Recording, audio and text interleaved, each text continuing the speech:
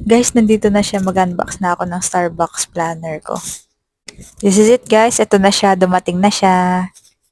So, ito na siya, guys. Tight sealed na Starbucks planner 2024. And it's color gray pink. Ayan siya. So, unbox na natin siya.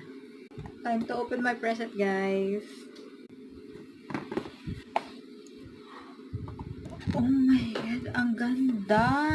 Based sa picture na nakita ko sa Google. Ang ganda.